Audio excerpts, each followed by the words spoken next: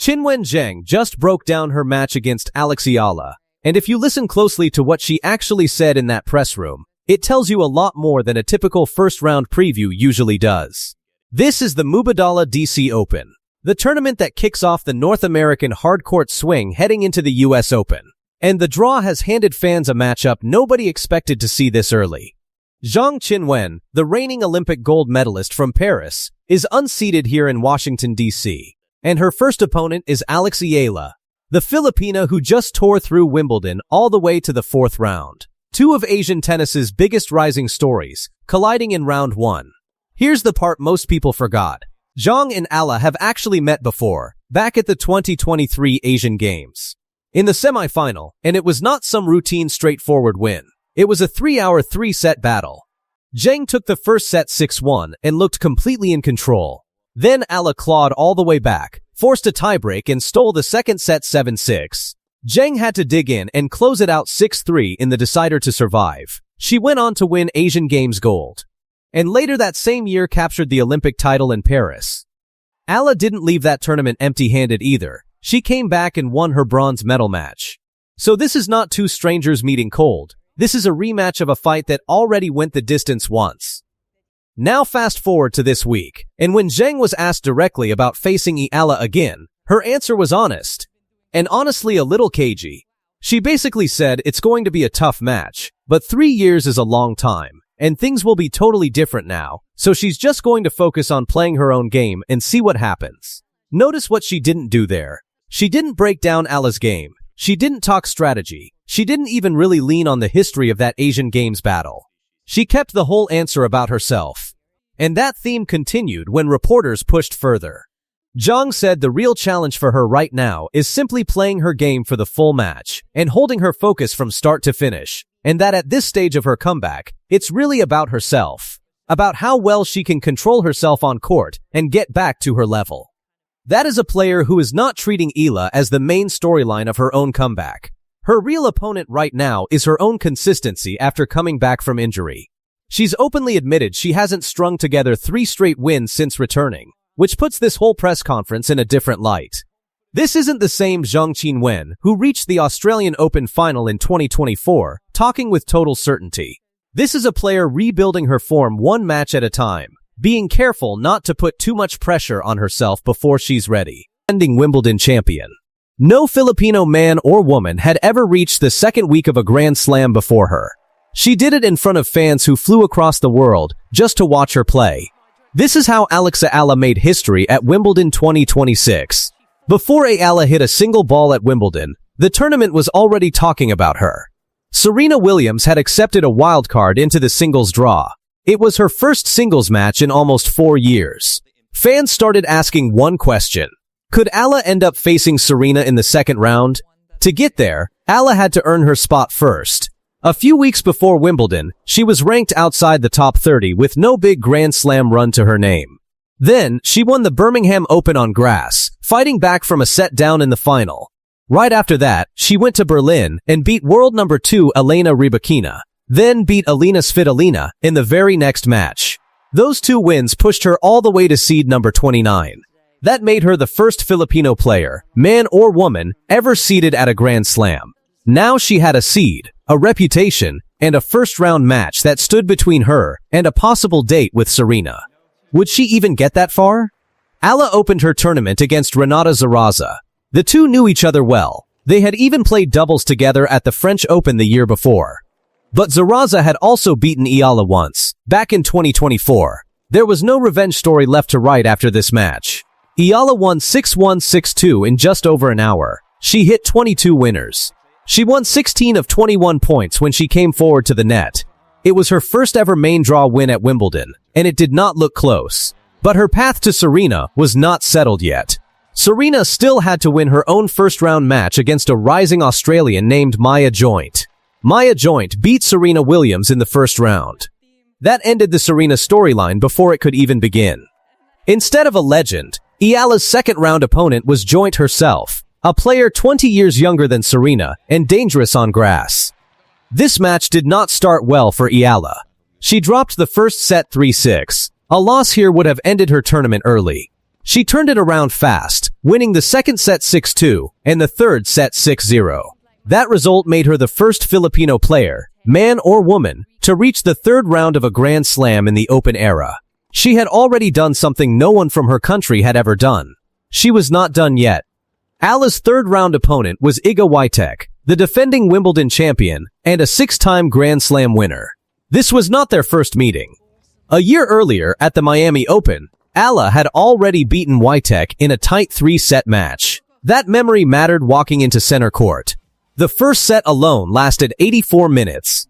Eala was broken while serving for the set at 5-3, which could have flipped the whole match. Instead, she pushed it to a tiebreak and saved multiple set points before winning it 11-9.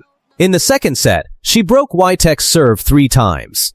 Serving for the match, she faced 5 breakpoints in a row and saved every single one before closing it out 7-6, 6-2. After the match, Eala spoke about growing up in the Philippines, training after school with her brother and her grandfather, wearing worn-out socks and old shoes. She said the win meant more to her than it might to a player who had already won many Grand Slams. Then she added that being emotional did not mean she was satisfied, and that she wanted to keep winning. That win sent her into the second week of a Grand Slam, something no Filipino player had ever done before. Her ranking jumped toward a new career high, with a real chance to climb as high as world number 23 if she kept winning. Her fourth-round opponent was Jasmine Paolini, a player who had already reached a Wimbledon final the year before. This was not an easy draw, but Eala was not playing like an underdog anymore.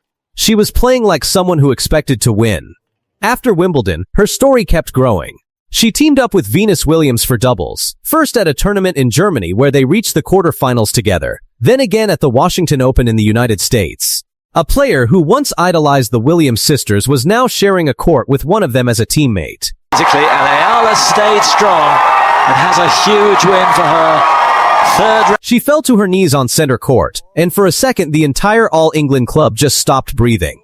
Alexandra Eala, 21 years old, ranked 32 in the world, had just done something no Filipino tennis player, man or woman, had ever done in the entire Open era. She had beaten the defending Wimbledon champion, Iga Swiatek, 7-6, 6-2, on the most famous tennis court on the planet. If you are Filipino, drop it in the comments right now, because I need a second too before I tell you everything that happened out there. Let's set the stakes first, because you need to understand exactly who Swiatek is walking into this match. She is the reigning Wimbledon champion. Last year, she won this exact tournament by beating Amanda Anisimova 6-0, 6-0 in the final, without dropping a single game.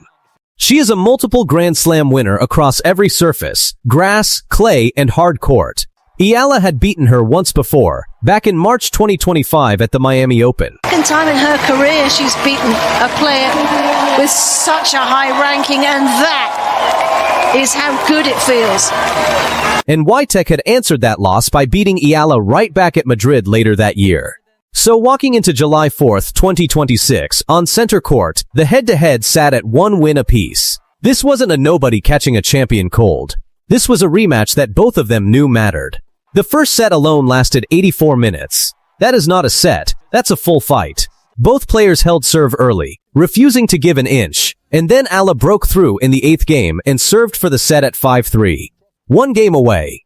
And then Swiatek did exactly what defending champions do. She broke straight back, leveled it at 5-5, and dragged the whole thing into a tiebreak. And the tiebreak is where this match turned into an instant classic. Eala raced out to a 5-2 lead in the breaker. She was 1 point away from cruising the set. And then Swiatek reeled off 4 straight points to flip it, reaching set point at 6-5. One forehand from Swiatek, and the entire momentum of the match changes forever. She went for it. She missed. Eala survived the set point, and from there the two of them traded point after point until it was 9-9, with the whole crowd frozen. Eala closed it out 11-9 in the tiebreak, sealing the first set after an hour and 24 minutes of the highest quality tennis you will see at this tournament. You could see it on Swiatek's face in the changeover. Frustration, disbelief. This is a woman who has lifted 6 Grand Slam trophies, and she looked shaken.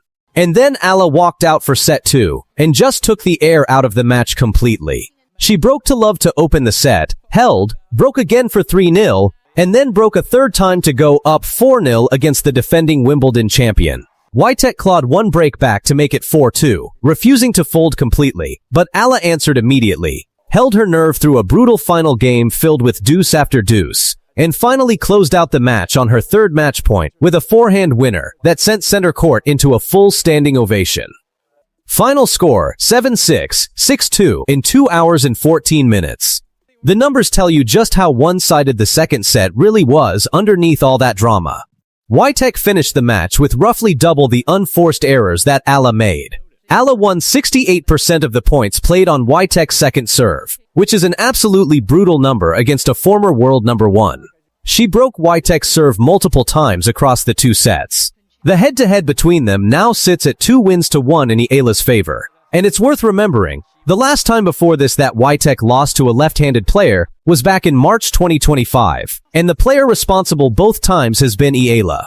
Then came the on-court interview, and this is the moment that is going to live in Philippine sports history forever.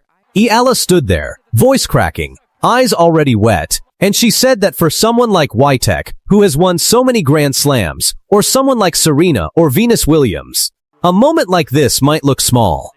But for a girl who grew up in the Philippines, who trained after school with her brother and her grandfather, this is everything. And then, almost in the same breath, still crying, she pulled herself together and said the line that's already all over social media, that just because she's emotional doesn't mean she's satisfied. That single sentence tells you everything about who this competitor is. She lets herself feel it fully, and she's already thinking about the next round.